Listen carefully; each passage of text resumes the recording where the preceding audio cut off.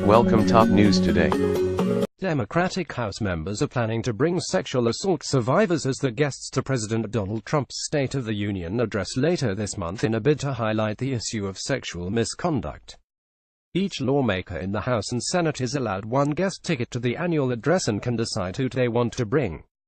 Some members will be bringing survivors of sexual assault and advocates as their guests, an aide to Representative Lois Frankel DFLA told NBC News. Keep up with this story and more by subscribing. No Frankel, who leads the Democratic Women's Working Group in the House DWWG, has been a prominent voice in raising awareness around sexual misconduct. An aide to U.S.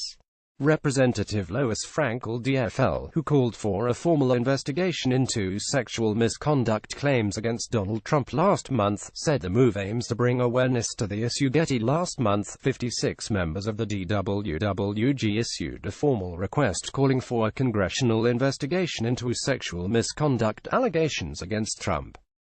One lawmaker appeared to suggest the move to bring sexual assault survivors to the president's State of the Union address could be retaliation after Trump organized a press conference for women who had accused President Bill Clinton of sexual misconduct ahead of a debate with Democratic nominee Hillary Clinton during the 2016 presidential election campaign.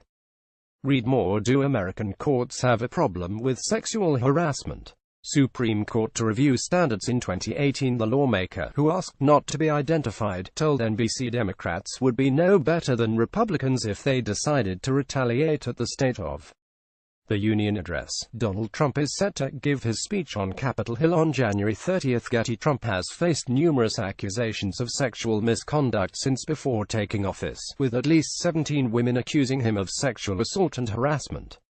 He has repeatedly denied the claims, going so far as to accuse Democrats of fabricating stories after 4 of his accusers held a press conference to share their experiences.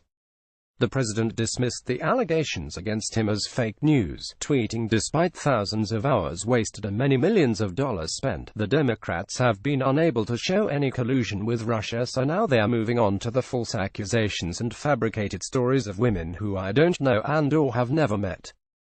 Fake news. A number of Democrats told NBC that they were not aware of any discussion of inviting victims of Trump's alleged harassment to the address, but said that invitations would be extended to other survivors.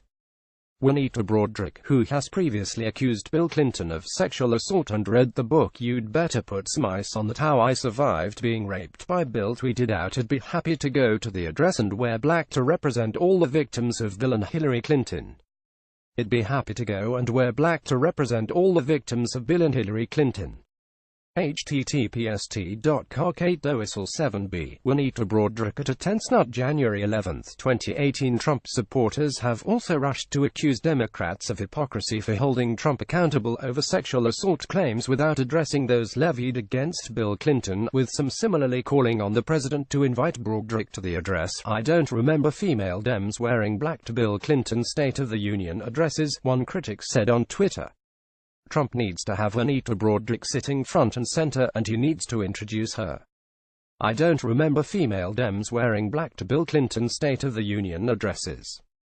https://t.concluot. The Bradford File. At the Bradford File, January 10, 2018. Democratic lawmakers have said they are also planning on wearing black to the State of the Union address, mirroring the recent move by Golden Globe Award show attendees, which saw the majority of celebrity guests wearing all black to signal their support for and solidarity with survivors of sexual assault and harassment.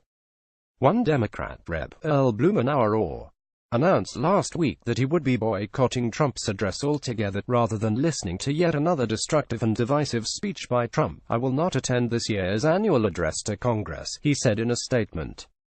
The president is expected to deliver his address on Capitol Hill on January 30.